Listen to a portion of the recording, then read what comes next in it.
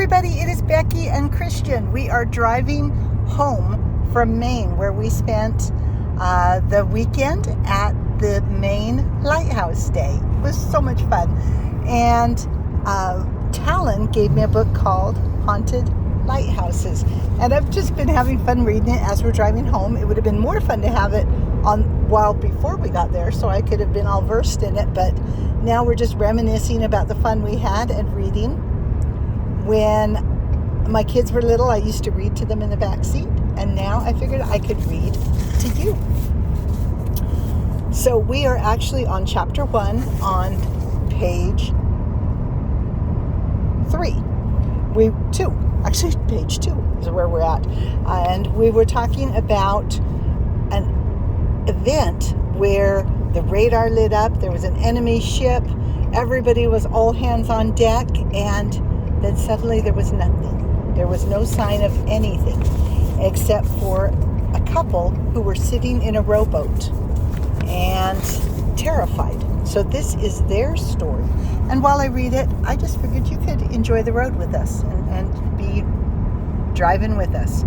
So later, under the cover of mist for the secret rendezvous, offered a version of events that was meant to serve as an explanation, but it only further compounded.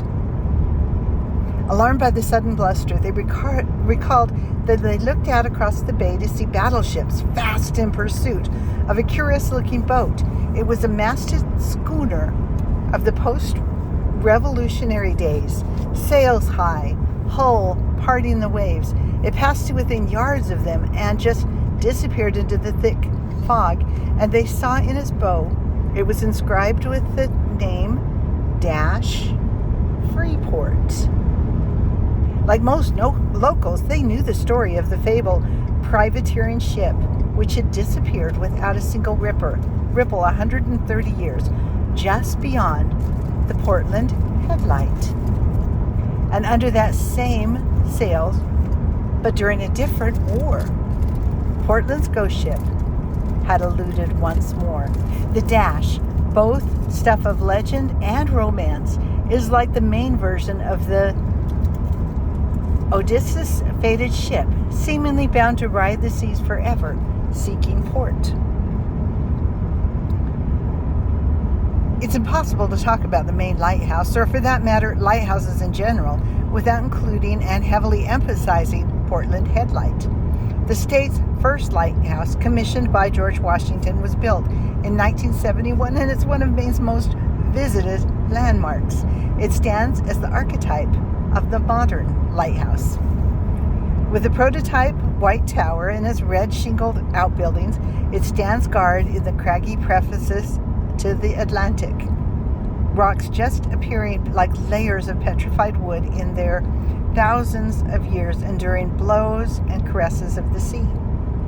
It served as a haven for luminaries such as Henry Wadsworth Longfellow and Harriet Beecher Stowe, and has immortalized in poem and prose and millions of images, splashed by the dull, warning rays of the sun, dyed a myriad of hues in sunset, swathed in mist, dusted in snow, flanked by spring flowers, bracing itself against probing waters as the rocks below are temporarily swallowed by the ocean and sea. Today, the light is owned by the town of Cape Elizabeth. It sits adjacent to the 90-acre Fort Williams Park, whose practice fire it bore the brunt of it for a time, attracting hundreds and thousands of visitors a year, and it has stood guard in its various iterations for more than 225 years. The light station has witnessed and amassed a rich history, both earthly and unexplained.